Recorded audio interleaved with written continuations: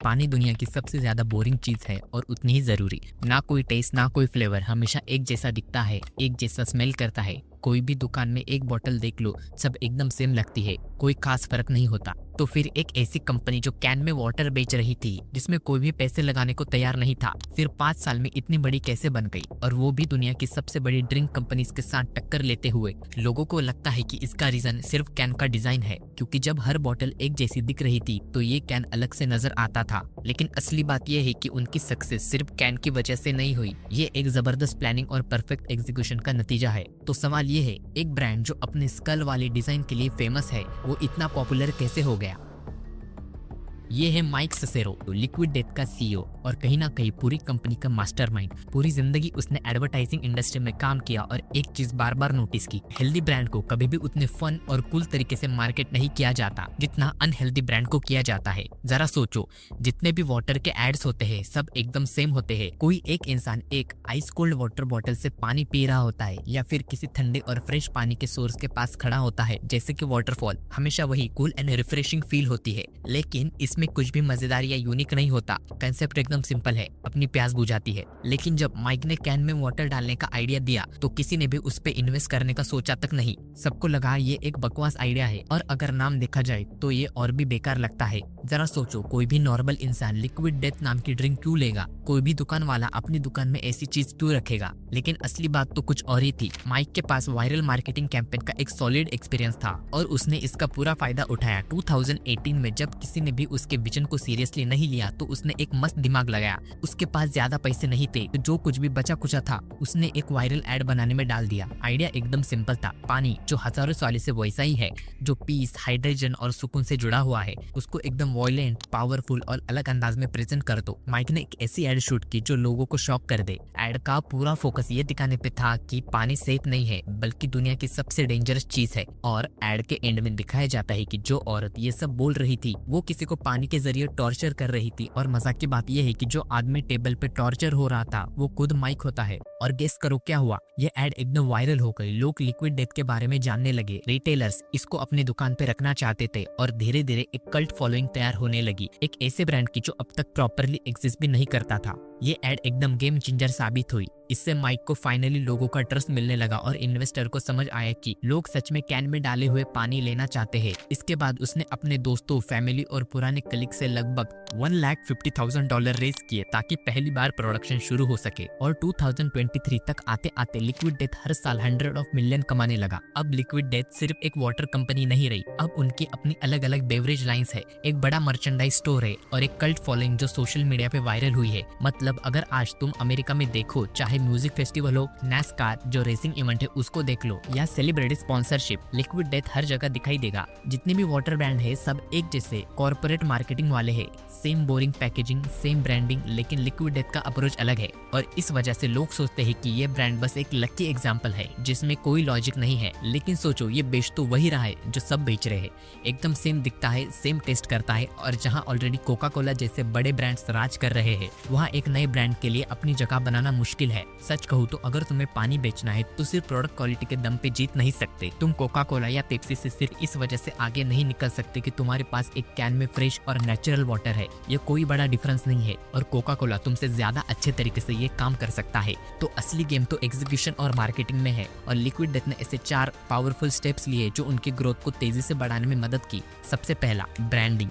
जब तुम इस कंपनी को देखते हो तो जो सबसे पहली चीज दिमाग में बैठती है वो है उनका अलग एंड बोल्ड ब्रांडिंग स्टाइल। पानी तो सबका सेम है, लेकिन लिक्विड डेथ का एटीट्यूड बिल्कुल अलग है। सोचो, एक बड़ा सा कैन जिसपे एक खोपड़ी बनी हो और उस पे लिखा हो लिक्विड डेथ, और वो सारी नॉर्मल वाटर बॉटल के बीच में रखा हो, तुम्हारे दिमाग में एकदम क्यूरियोसिटी आ जाएगी कि ये क्या है। रिटेल में ये चीज बहुत इंपॉर्टेंट होती है, तुम्हें अलग दिखना पड़ता है, वरना अपनी जगह मेंटेन करना मुश्किल हो जाता है। और जब लोग तुम्हारे प्रोडक्ट उठाएंगे, देखेंगे और खरीदेंगे तब ब्रांड चलेगा। मुझे आपके बारे में तो नहीं मालूम, लेकिन जब भी मैं किसी दुकान या सुपरमार्केट में जाता हूँ तो ऐसी अलग खाने पीने की चीज शेल्फ से उठाता हूँ, उसका 80% चांस होता है कि वो चीज मेरे बास्केट में चली जाती है। और लिक्विड डेथ ने पैकेजिंग के लेवल पे भी गेम स्ट्रॉन्ग रखा है, प्लास्टिक नहीं, कैन। ये भी एक बड़ा रीजन है उनके ब्रांडिंग का। उन्होंने खुद को पूरी तरह से एक अलग आइडेंटिटी दे दी है जो टिपिकली बॉटल्ड वाटर इंडस्ट्री से बहुत अलग है। पानी बेचना एकदम बोरिंग काम लगता है, पर लिक्विड डेथ ने इसको एक फन एक्सपीरियंस बना दिया है। और सबसे बड़ी बात, 90% water bottle market plastic bottle में ही आते हैं, लेकिन लिक्विड डेथ का कैन एल्यूमिनियम का है,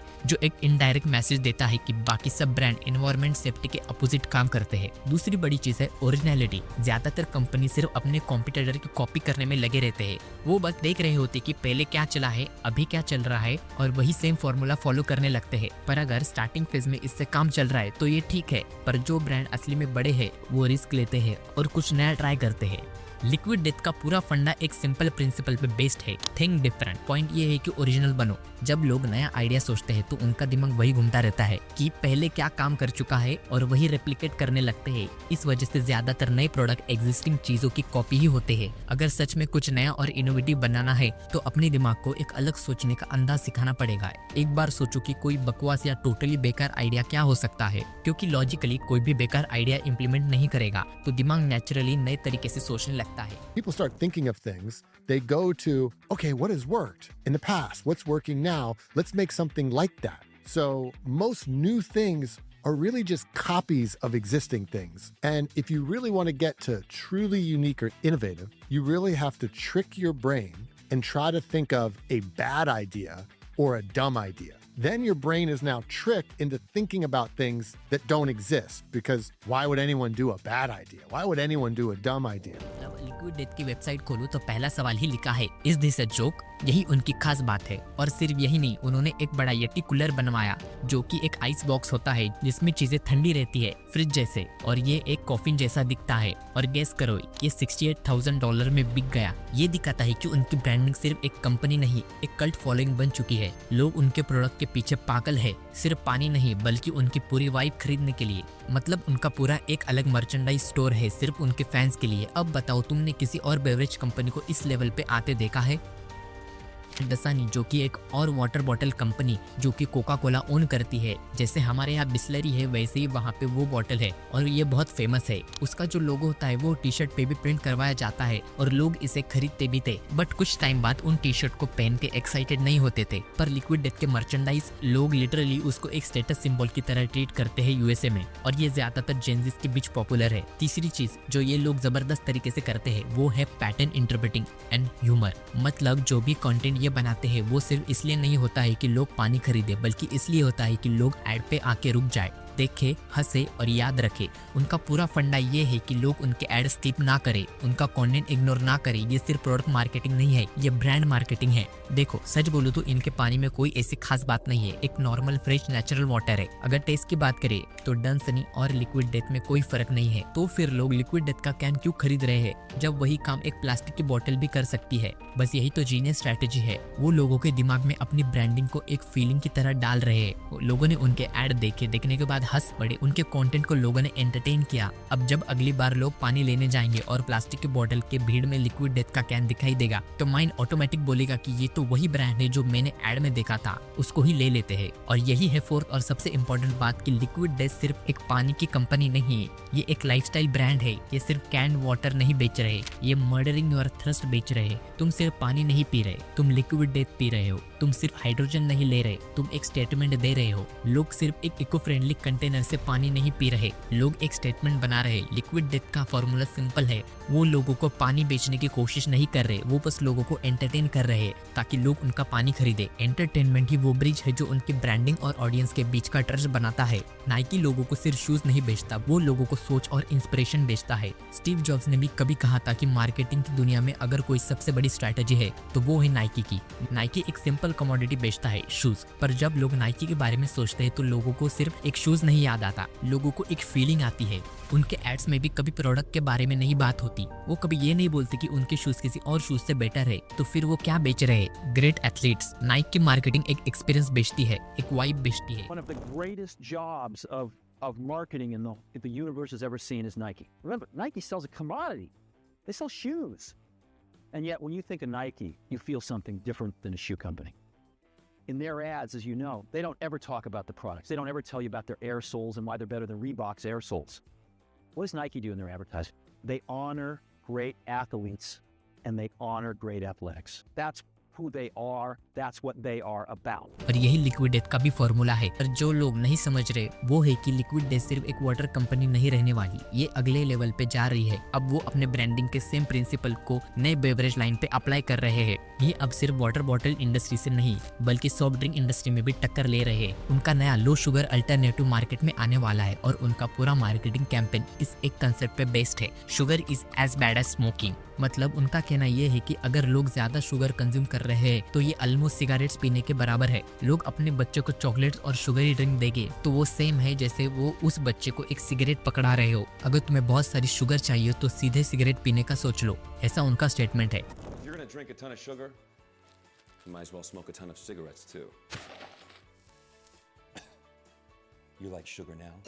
So drink Liquid Death flavored sparkling water. And enjoy all your childhood favorites without the extra sugar. अब लिक्विड डेथ का फ्लेवर्ड स्पार्कलिंग वाटर मार्केट में वायरल हो रहा है और ये भी बिल्कुल वैसे ही काम कर रहा है जैसे उनका इनिशियल वाटर कैंपेन चला था। उनकी मार्केटिंग स्ट्रेटेजी एकदम शॉक और बहुत सारी फैक्टर पे बेस्ड है जिसमें वो पूरी इंडस्ट्री का स्क्रिप्ट ही फ्लिप कर रहे हैं। सोचो कौन सा और ब्रांड ऐसे एड्स बना सकता है। कोका कोला के पास पोलर बियर है, पेप्सी के पास सेलिब्रिटीज और फिर एक तरफ लिक्विड डेथ अपनी अलग दुनिया में मस्त चल रहा है। उनका गोल एक सिंपल और रिलेटेबल ब्रांड बनाना है, ना कि कोई और मेगा कॉर्पोरेशन जो बस पैसे बनाने के चक्कर में है। अब एक बात क्लियर कर दूं, ये नहीं कह रहा कि हर ब्रांड को ऐसी शॉकिंग मार्केटिंग स्ट्रैटेजी का यूज करना चाहिए। सच तो ये है कि ज्यादा एक्सट्रीम ओपिनियन लेना एक रिस्की आइडिया हो सकता है जो हमेशा काम नहीं करता। असली चीज ओरिजिनलिटी है। नए और यूनिक आइडिया सोचो, नए कैंपेन्स बनाओ और अपने कॉम्पिटिटर्स को ब्लाइंडली कॉपी मत करो, उसमें बस कुछ अपना भी पर्सनल टच डालो। लिक्विड डेथ हमेशा अपने मार्केटिंग में और ब्रांडिंग में एक अलग और बोल्ड अप्रोच रखता है, एकदम रिस्की मार्केटिंग करता है और हो सकता है फ्यूचर में ये उनके लिए प्रॉब्लम बन जाए, पर अब तक ये स्ट्रैटेजी एकदम सही चल रही है। और इसी बात पे मुझे एक कोट याद आया, सबसे पावरफुल इंसान दुनिया का एक स्टोरी टेलर होता है जो कहानी सुनाता है, वही एक नई जनरेशन की विजन, वैल्यूज और एजेंडा सेट करता है। बेस्ट मार्केटिंग वो होती है जो मार्केटिंग जैसी फील्ड ही ना हो। लिक्विड डेथ का फॉर्मूला भी यही है, वो अपने आप को एक एंटरटेनमेंट कंपनी मानते हैं, ना कि कोई बोरिंग मार्केटिंग ब्रांड। उनका गोल सिंपल है, लोगों को हंसाओ। वो चाहते हैं कि लोगों को उनके सोशल मीडिया फीड्स पर हर दिन उनकी फन करने वाली चीजें दिखे। बात सिंपल है, अच्छी मार्केटिंग में रिस्क लेना पड़ता है और जो स्ट्रैटेजी आज काम कर रही है जरूरी नहीं है कि वही कल भी काम करे। तो आपका क्या थॉट है इसके बारे में कमेंट सेक्शन में बताना। If you like this video please share, like and subscribe this channel. This is Hiran depth signing off, see you in the next one.